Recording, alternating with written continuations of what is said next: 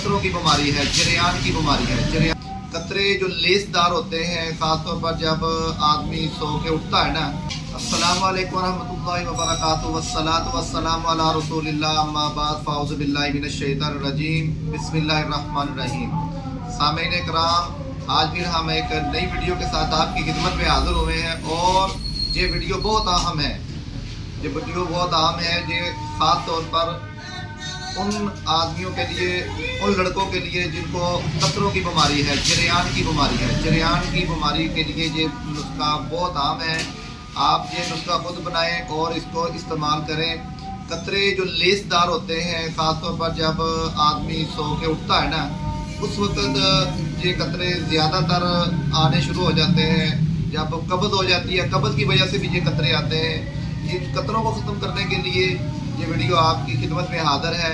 इसको जरियान बोलते हैं, जरियान। और जरियान के लिए नुस्खा नोट फरमा लीजिएगा। ये नुस्खा भी बहुत ज़्यादा नहीं है, मुख्तसर सा नुस्खा है। ये नुस्खा देखें, ये है मूसली सफ़ेद इंडिया, मूसली सफ़ेद इंडिया।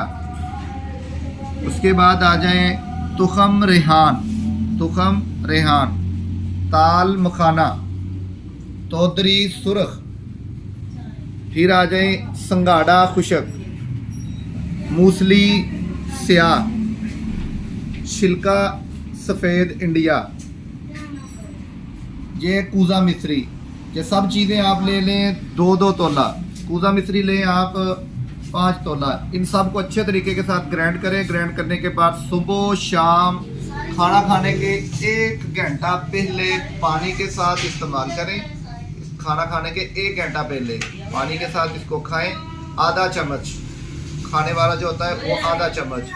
और खाना खाने के बाद कम से कम 1 घंटे बाद या आधे घंटे बाद 1 कप दूध का ज़रूर आप पिए।